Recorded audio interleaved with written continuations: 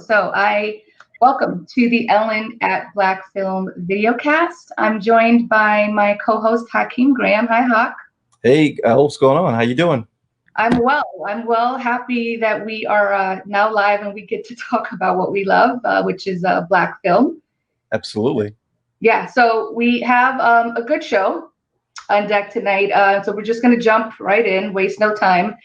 So, The Last Tree is an independent movie that's written and directed by Shola Ambu.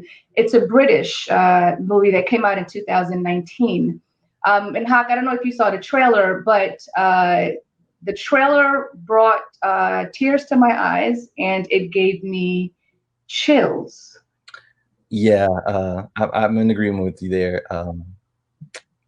It's refreshing to see something come by way of this medium because as a black man, I'm gonna be honest, it's just something it's rooted, if not to be punned. That was a good pun. Sorry. But I enjoyed it. I actually do want to see the film. It's just I don't know. I have, you know how I am with these sort of films. I'm really deeply involved and deeply close to the subject. So it's always good to see film like this come out. And again, it's our stories. Definitely. So, what's cool about this is it premiered in the World Cinema Dramatic Competition section of the 2019 Sundance Film Festival. Yep. Um, that's a good sign. So, it's starring Sam Adewumi, Nicholas Pinnock from For Life on ABC, which I'm a fan of that show. Been watching for Ty Golding, Denise Black, to name a few, and it has a very solid cast, Nigerian cast of actors. So it's a coming of age story, Hawk, and you know how I love a coming of age story, especially when it has to do with Black boys, Black young men, right? So this one is about a young Nigerian boy who is raised by his white foster mother and lives in an idyllic rural place in London, in Lincolnshire, London. And, you know, he has a seemingly, great life until his biological mother comes to visit and decides to take him back to Yeah. Nigeria. So that's where things kind of, start to fall apart or fall together. That remains to be seen when we watch the movie. But like I said, it's a coming of age, and he's struggling to find his identity in both the English countryside in which he was raised and also the Nigerian shantytown Right. is his place of birth. So you can imagine this little Black boy who's grown up in the English countryside with two little white brothers. That's a completely different life than now what he has to go to, which really go back to because he's going back to his roots.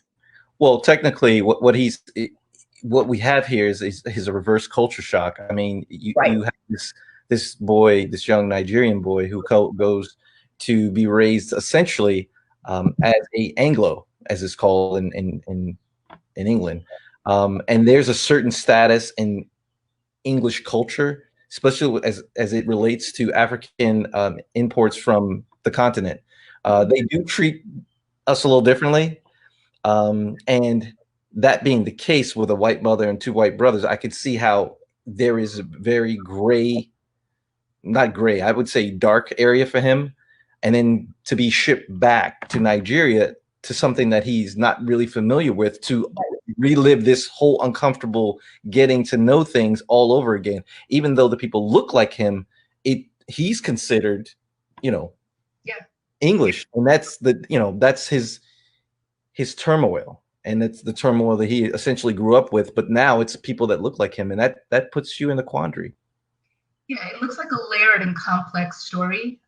I love those type of movies. I can't wait to watch it. There's a scene in the trailer that just kind of made me say, when now that he's back in Nigeria, his mother says to him, I didn't raise you to be rude. And this little boy says to his mother, well, you didn't raise me. Yeah, it was that cut me deep. I was like, right. That's what it did. It cut me deep. I'm sure it cut her deep too. Well, yeah, it clearly did. But ironically about that is the human behavior of that part of it and I'm not trying to draw this out, but the human behavior part of that you can actually understand because everything he's familiar with is in the UK, in England, in London. Right. So to be, not to say he was torn apart, but to be brought back so quickly into that environment, unbeknownst to him, what to be expected, it's a little bit of a shock, and you can understand how his first inclination is to lash back, and that's unfortunate. But the thing about it is, it's part of the growing pains of actually inculcating yourself back into the culture of Nigeria, which is a beautiful country. Yeah, and so it's specifically Lagos, Nigeria, is the town that Lagos it goes back to. So it's going to be good to see, how he transitions back and, what he finds of himself now that he's back, where it all began for him, and how he will he balance both worlds, or, will one come at the sacrifice of the other?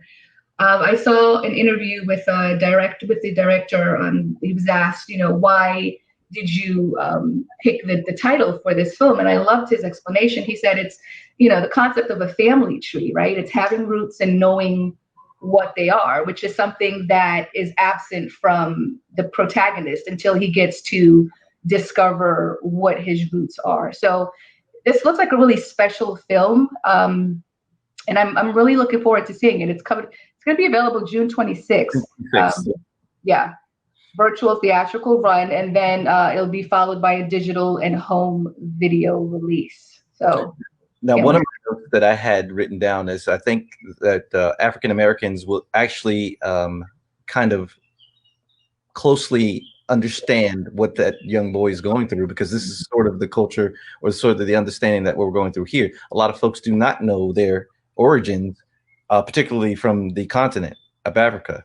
Sure. So in this statement that the producer and the directors are making is exactly that. It's not just an African American issue. It is a African issue.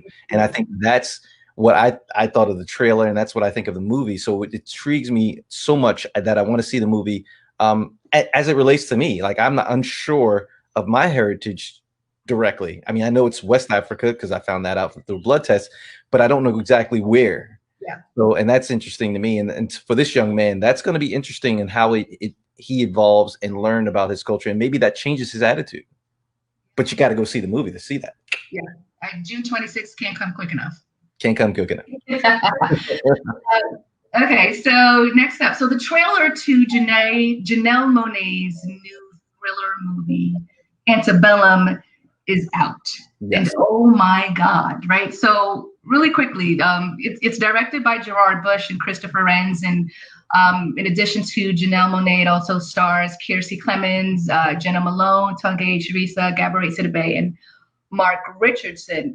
So news of this film came out back in March, and we did an episode back in March. We kind of did a deep dive into this movie and what it meant and what it was about. So did you get a chance to see the trailer?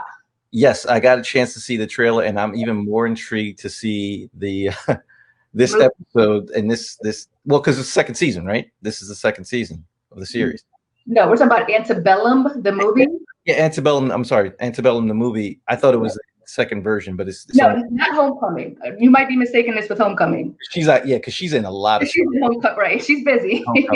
But no, I'm actually intrigued because I get more in-depth insight into what they're filming and how they're filming, and it does seem intriguing to me how she's in the surrounding, and it seems like everybody's in cahoots. That's kind of like what she says, in cahoots with the story that they're telling her and that she's living, and she sort of unravels that, and that's kind of cool because again, it's sort of suspense sci-fi for me because the aspect of government intervention and how they experiment on the warriors coming back from war.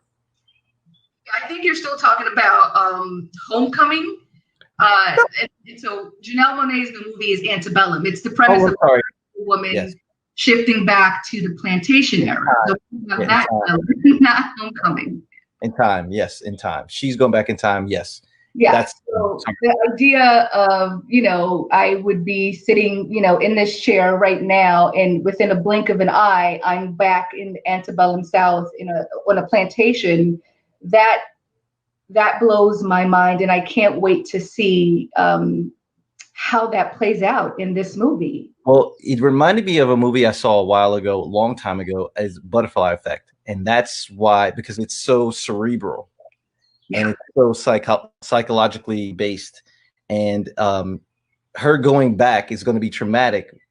But again, not repeating what I said before when we first reviewed it, that's got to be the most traumatic thing to go through, and try to explain that to somebody else who's not in your head. How do you relate that emotionally without people again thinking that you're, for lack of a better phrase, out of your mind? Yeah. And my thing is, Janelle Monáe is, for whatever reason, believable. I mean, it is absolutely believable. I'm absolutely a fan, because I'm talking about Becoming and I'm talking about Antebellum, but I watched both just before because I was trying to compare, like, for me, was she believable? And I keep coming back to the fact that I need to see this because she is totally believable. I mean, understandably, her transition from music to movies is incredible. She's very talented. And I have to say that I am looking so forward to watching this because now I'm a real fan of her acting work. Yeah, so I agree. I am as well. I think she is the perfect person to play this role, and that's just purely based on the trailer. And so, what I didn't capture or I didn't understand back in March, keeping in mind that they only showed us a snippet of the trailer, is she's not the only one that gets to shift. It sounded like other people also, had to go back. So that's interesting. Right, and that's the part I got together to come back. So, yeah, I can't wait. That's the part that reminded me of Butterfly Effect. So that's why I was like, okay, but it's sort of like she's bringing people with her, or is it that she's alone? Or it looks like you have to be chosen. Yes.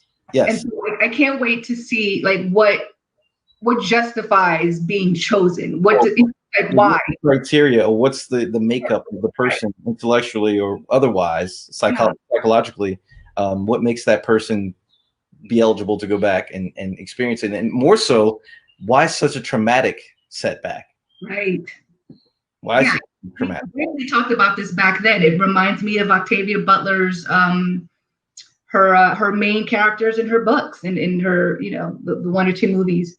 It's this Black woman that goes back to that sort of era, that sort of lifetime, and it's fascinating. It truly is fascinating, that concept. It's hard to grasp, but it's the funny thing about it is, and I say this often, I sound like a broken record, but I love the fact that it's told from an African American or Black perspective, because it sort of normalizes our experiences, so people can see themselves in the same situation. It gives us a place in a space, whether that be sci-fi or psychological thriller or suspense. And this is basically one of the first, if I may say so. I can't think of another one. Neither can I. The original air date was supposed to be April 24th, but of course, that changed everything. So the date has been pushed back to August 2020. Now, whether or not, folks are going to feel safe enough to be in a movie theater, I don't know, but I will find a will and a way to watch this. It would be fun to watch this in group. Yeah. Less than, up to 10 people where it's safe. But, and that's why I was kind of looking forward to seeing this in the theater, but, I think it's a different movie type of situation. I think this is required discussion right afterwards, because I think it's very, very, very complimentary of conversation. Yeah, it would be awesome if there was a Q&A option after this film. I definitely want it. If we could stream it, I would rent a projector and absolutely find a to do this. I wouldn't charge. No plug, but I would like to discuss this with a couple of friends of mine, you included, of course. Yeah. So we'll circle back in August to see how what that looks like. Hopefully. So last but not least, we are reviewing a film titled Unarmed Man. It's an independent film written, produced, and directed by Harold Jackson III. Yes. And it's starring David Gavigan and Sean Woodland. And this film was actually done in Maryland, in DC. Did you notice that, Hawk? I did notice that, which is really ironic because I have a tidbit for that comment. Sure. I mean, do you want to give it now? I want people to watch it. Okay. What's interesting is, and I'm going to go on record as just like from a black male's perspective, this is one of the most gratifying things I've ever seen on TV, on my TV screen in a while, in terms of being stopped by police and the actions that follow afterwards. The reason why I say that is because there are, it goes back to that conversation that your parents have with you about when you're stopped by cops. How are you supposed to perform and act when our counterparts aren't told the same story? In fact, they're not even told the story at all, which lends to the theme through this film. One of the things I found interesting was the cop was re-interviewed after the interviewer was You jumped ahead. Okay. Yeah, after the interview. I'm not going to go into details, which was interesting. Also, which was interesting is the end result of this whole movie. So with that, I want to throw this back to you, but I wanted to say that as a black male, this felt real and it felt gratifying. As a black woman, it felt the exact same way. So the film is about a white police officer responsible for shooting an unarmed man in front of his girlfriend and child during a routine traffic stop. And after that, he is required to give his statement of events surrounding the fatality. So, and that's really the heartbeat of the movie. It's what happens after the shooting. It's this police officer in a room with an IA agent, and he is, recounting what happened in his mind. And yeah, it rocked me. It rocked me. I wasn't expecting it to do that. I thought it was a well put together statement piece. In my mind, that's what it was. It was a 1 hour statement piece. It was purely, character and dialogue driven. Yes. Going into it, I was curious to see what the angle would be, because it could have gone in several seen before directions, but sure. I do appreciate that, we as the public aren't privy to what happens after the fact, right? When the statement is given, what is asked, what is said, what's answered. And I thought that was a really great point of view. I think that's what made it unique in my eyes. Like I said, it was clever to make it just an hour long, considering, it's a dialogue-driven plot. And I knew how it was going to end, but I enjoyed the journey getting there. That's how good it was to me. Yeah, and I want to remind the viewers that this is a true story, based on a true story. What Ellen was just articulating is that fact that this story is not unlike many stories. However, you get to see the behind the scenes, quote unquote, of what the inner workings are behind the investigation from the policeman side. Now, there are two sides to a story, and I'm not going to debate whether one side is right or wrong, because I'm going to be honest, I am totally biased because I've been stopped before, and I've actually been asked the questions that this young man was asked. And unfortunately, my experience wasn't that he had. However, I know a lot of people that I know, a lot of men, a lot of women that I know who've had the same experiences that he had.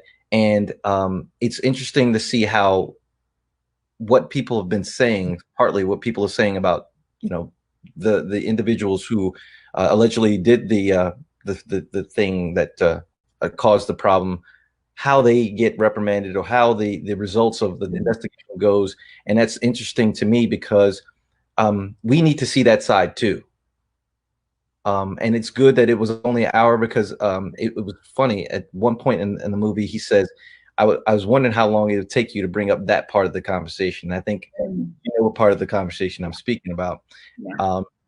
And it was interesting because that always comes up, and I'm going, and what's echoed in the background is that's not what we're talking about. That's not the situation. Although somber, it's a learning experience. I wish this was required for people to watch, all people, because it tells a story, an essential story. It humanizes our situations, and it explains a lot. You know what I mean? It does explain a lot, because there's a lot of and I read, and it's like a bus crash. You don't want to look, but you want to look. And I look at these posts that people make after something is posted like this, like the video, and I think they're insensitive to the other side. They don't even say, oh, maybe this person was not in a precarious situation as the cop says they were. I'm strong in this subject, and I'm kind of elongating it because this happened to me recently in Virginia. So I was stopped. I was going on ramp to the expressway, and the police officer said to me, "Did you know that this was only it requires 3 people?" And I had 2 people in the car, and I said, "No, I didn't see the sign." And I had been taking this way for at least 6 months, and I hadn't seen the sign. And immediately when I said I didn't see the sign, I said, "Could you show me where they are so I know next time that I need to be aware?" He's like, "Don't get smart with me.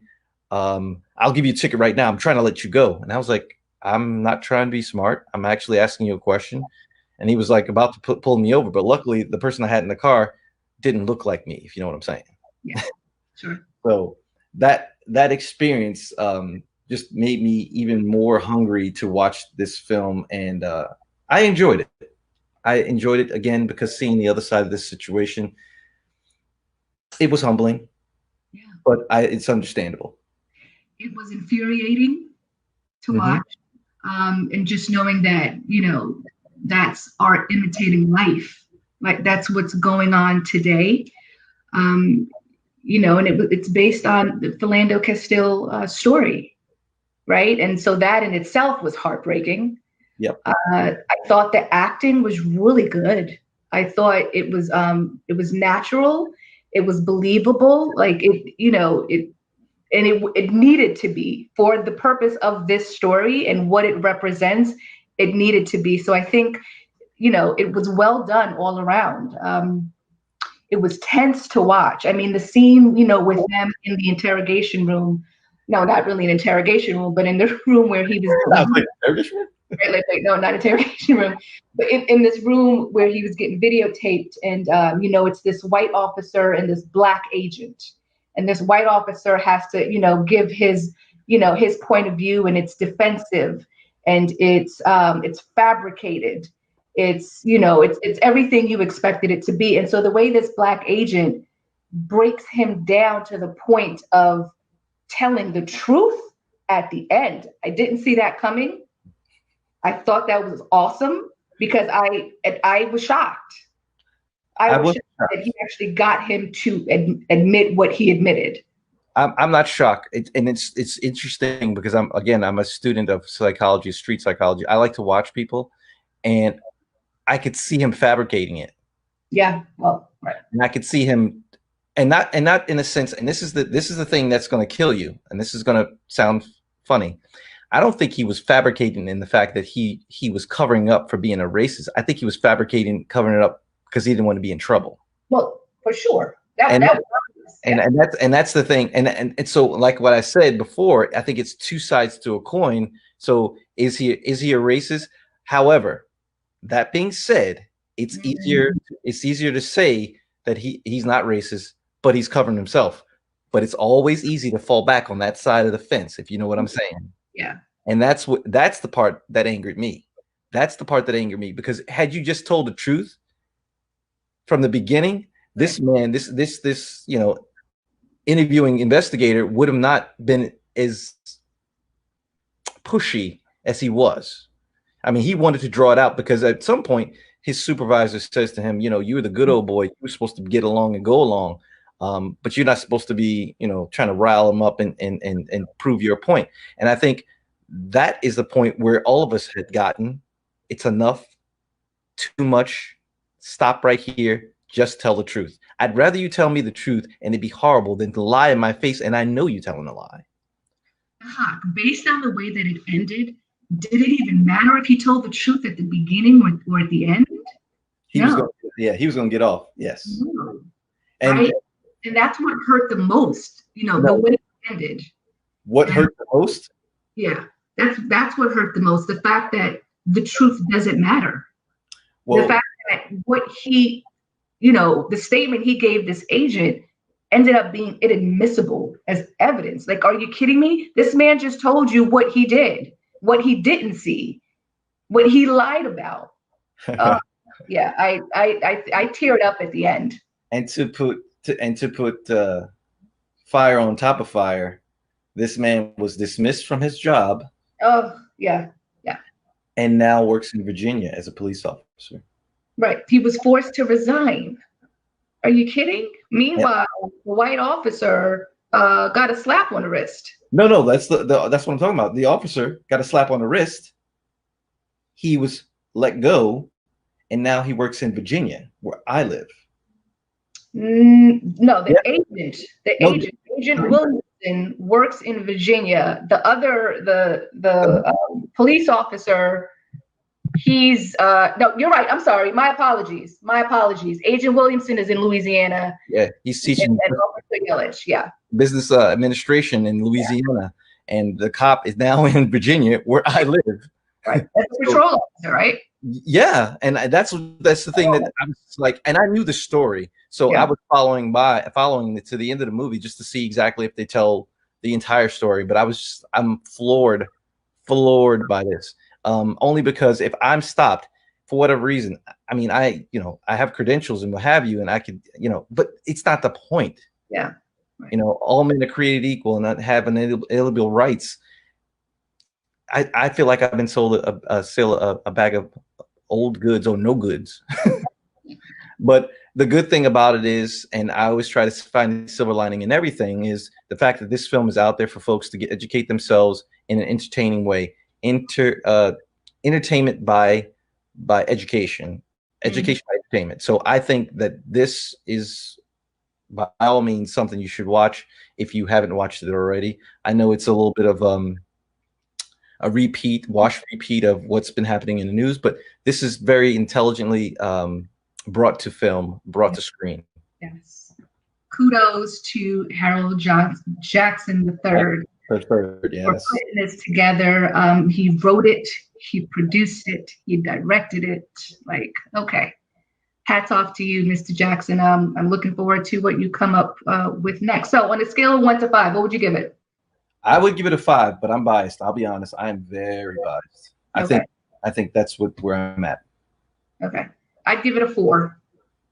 I would have liked it to focus a little bit more on the story, even though I appreciated it for just being, concise and straight to the point, and not so much about that the gruesome part of what happened in the car. But I would have liked to see more of the girlfriend and her, her story, and maybe, from the little girl in the back seat. So there were certain things that, I would have liked to see or could have been improved a little bit. So that's why I give it 4 with room for improvement.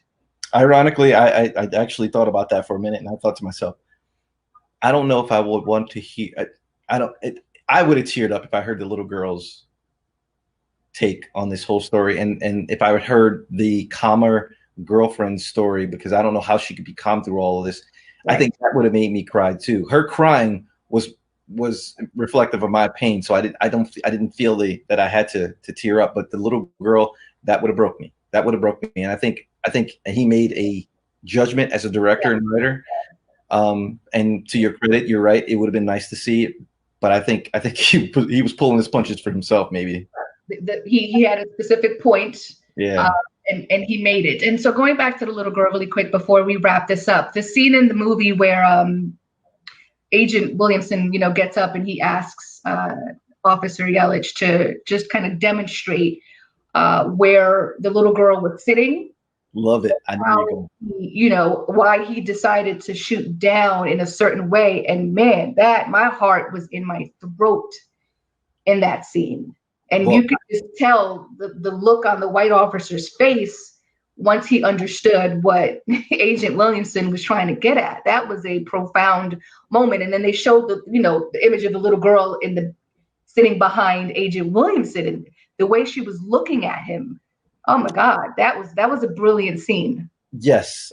Ironically, the investigator was very intelligent in the way he was listening to the recant of the story, because he also went into to that credit. He went to the partner. He said, your partner didn't seem to see he would have been in your frame had you shot up. He's like, yeah, well, that's why I angled the gun down. He said, and then he said, that's where the little girl would have been had you shot.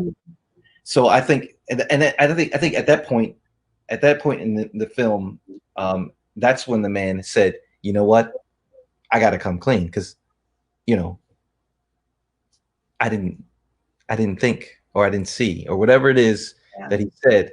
But I think it's important that that's a very poignant point in the film. Great catch. I didn't think of that from the top of my head. I was so emotional about it. So, yeah, very great movie. Must see. It's available on Amazon Prime Video right now. Again, it's only an hour and maybe 7 minutes long. It's worth watching. It's a must watch, honestly. So I hope you all get a chance to see that movie. Please go see it. If you do nothing else, this is probably one of the most important things to see in terms of telling a story from the point of view of the director.